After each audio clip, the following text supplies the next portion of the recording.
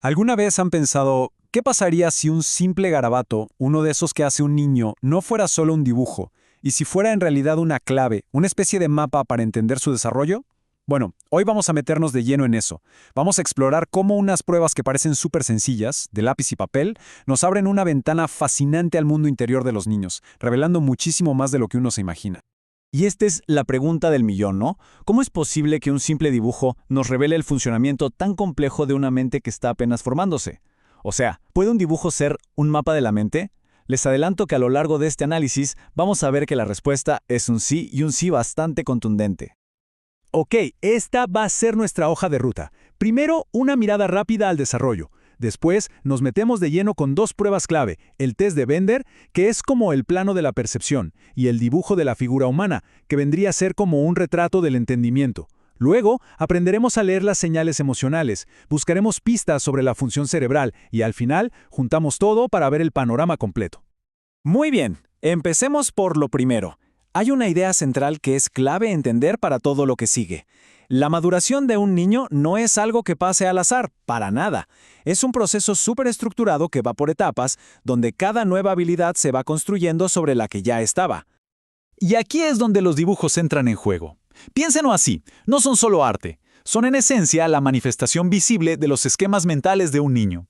Lo genial de estas pruebas es que nos dan una forma estandarizada, como una regla, para poder leer ese mapa del desarrollo y entender cómo esa personita organiza y percibe el mundo a su alrededor. Bien, vamos con nuestra primera herramienta. Se trata del test gestáltico visomotor de Bender. Una buena forma de verlo es como si fuera el plano de un arquitecto, pero que en lugar de un edificio nos muestra cómo se está construyendo una habilidad súper fundamental del desarrollo. A ver, el término maduración visomotriz puede sonar un poco técnico, pero en realidad es algo muy simple y a la vez súper importante. Es la habilidad de traducir lo que vemos a una acción con la mano. Es básicamente la coordinación entre el ojo y la mano. Y piénsenlo, es la base para casi todo, desde aprender a escribir hasta atarse los cordones. Es el cerebro, el ojo y la mano trabajando en equipo. La cosa es así de siempre. Se le muestra esta figura al niño y se le dice, copia esto lo mejor que puedas. Y ya. Pero ojo, que detrás de esa simpleza se esconde una tarea mental y motora súper compleja. Primero, tiene que analizar las partes, después, entender cómo se relacionan entre sí, y finalmente, coordinar todos los músculos de la mano para poder dibujarla. No es poca cosa. Y aquí se ve clarísimo cómo es esa evolución. A los 4 años, ¿qué vemos? Pues un círculo y un cuadrado, por separado, no los pueden juntar todavía. Pero avancemos a los 7 años y listo, ya logra la unión, la síntesis. El cuadrado ya parece un rombo, aunque los ángulos todavía no estén perfectos. Y para los 9, la copia es mucho más fiel e incluso empieza a preocuparse por el tamaño, por la proporción. Es una progresión súper clara, ¿no? Se puede ver la madurez visomotriz avanzando año a año. Bueno, ahora vamos a cambiar un poco el enfoque. Si el Bender era como el plano de la habilidad motora, la siguiente herramienta, el dibujo de la figura humana, o DFH, es más bien como un retrato. Nos da una visión de algo distinto, la maduración conceptual. ¿Y qué es esto de la maduración conceptual? Es clave. Un niño no dibuja lo que ve, sino lo que sabe. Esto se conoce como realismo lógico. O sea, no está copiando una foto, está plasmando en el papel su concepto interno de lo que es una persona. Y claro, a medida que ese concepto en su cabeza se vuelve más complejo, con más partes y más detalles, pues el dibujo también mejora. Es un reflejo directo de su conocimiento. Y aquí podemos ver ese viaje conceptual en acción. Se empieza con la típica figura de renacuajo, esa que es una cabeza-cuerpo todo en uno. Después, entre los 5 y 6 años, ¡pum!, el cuerpo se separa de la cabeza. Más tarde, empiezan a aparecer más detalles, el cuello, manos con dedos, hasta ropa.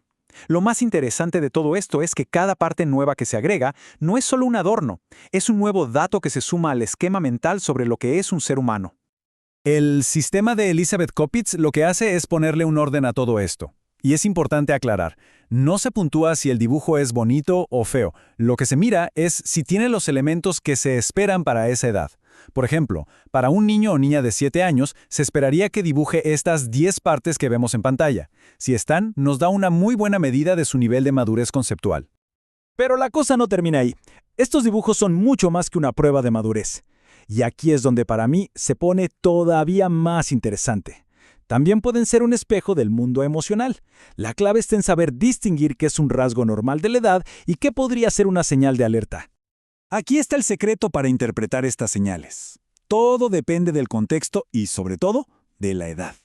Por ejemplo, que un niño pequeño dibuje una figura enorme es súper común. Es típico de su etapa y no significa nada en especial. Pero una figura muy chiquita, de unos 5 centímetros o menos, a cualquier edad, eso sí puede ser una señal de inseguridad, de retraimiento o hasta de depresión. ¿Ven la diferencia? Es sutil, pero es fundamental.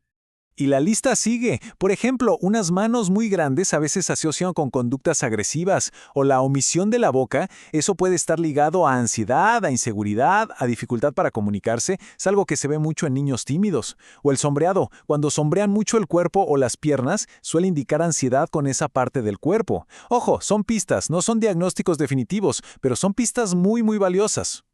Y aquí Kopits nos deja algo clarísimo, y es súper importante. No se trata de encontrar una sola de estas señales y entrar en pánico, para nada. Es el patrón, es la acumulación de 2 o más de estos indicadores emocionales lo que de verdad es altamente sugestivo de que puede haber problemas emocionales o dificultades en las relaciones con otros. Es el conjunto, no la pieza suelta. Bueno, y todavía podemos ir un paso más allá. Más allá de la madurez y de las emociones, estas pruebas también nos pueden dar pistas sobre cómo está funcionando el cerebro, sobre posibles marcadores de temas neurológicos. Y aquí es clave entender algo. Ciertos errores que aparecen en los dibujos no son simplemente porque el niño no sabe dibujar bien, no. Son errores muy específicos, sistemáticos, que estadísticamente aparecen mucho más en personas con alguna disfunción cerebral. Básicamente, reflejan la manera particular en que su cerebro está procesando la información visual y motora. El sistema de Kopits para el test de Bender identifica varios de estos indicadores clave. Por ejemplo, la rotación, que es girar una figura 45 grados o más, o la perseveración, que es como si se quedaran pegados repitiendo una y otra vez una figura o una parte. Otro muy claro es la falla en la integración, o sea, que las partes del dibujo no se tocan como deberían. Estos son errores que, si persisten después de cierta edad, se vuelven muy significativos. Y resulta que en el dibujo de la figura humana también se pueden ver estas pistas. De hecho, un estudio muy importante encontró 5 signos específicos que aparecían con una frecuencia altísima en los dibujos de pacientes con daño cerebral orgánico. Cosas como una síntesis muy pobre de las partes, la omisión de partes del cuerpo o una distorsión muy grande de la figura. Pero, y este es un punto importantísimo, una advertencia que hacía la misma Kopits. Un buen resultado en el test de Bender no descarta que haya un problema neurológico. ¿Por qué? Porque algunas personas, sobre todo las más inteligentes, aprenden a compensar sus dificultades. Pueden hacer un esfuerzo enorme y lograr un buen dibujo, pero eso enmascara el problema de fondo. Por eso, ver cómo hacen el dibujo es tan importante como el dibujo final. Muy bien. Ya para ir cerrando, vamos a unir todas las piezas de este rompecabezas. ¿Qué nos dicen, entonces, estas 2 pruebas cuando las miramos juntas? Bueno, la verdad es que ninguna de estas pruebas por sí sola nos cuenta toda la historia. Pero cuando las usamos juntas, se complementan de una manera increíble. Piénsenlo así. El Bender nos da el plano de la maquinaria, de la coordinación ojo-mano. Y el dibujo de la figura humana nos da el software, o sea, el conocimiento o el concepto que se tiene de sí mismo. Y juntas nos dan una visión muchísimo más rica, más profunda y más completa. Y me gustaría cerrar con esta reflexión. Porque al final la pregunta es esa, ¿no? ¿Cómo equilibramos los datos tan potentes que nos dan estas pruebas con la historia única y personal de cada niño? Porque estas herramientas son espectaculares, nos dan datos objetivos, patrones clarísimos, pero no podemos olvidar que detrás de cada dibujo hay una persona. La verdadera maestría está en usar toda esta información no para poner una etiqueta, sino como una guía, una ayuda para entender y apoyar mejor la historia individual de cada quien.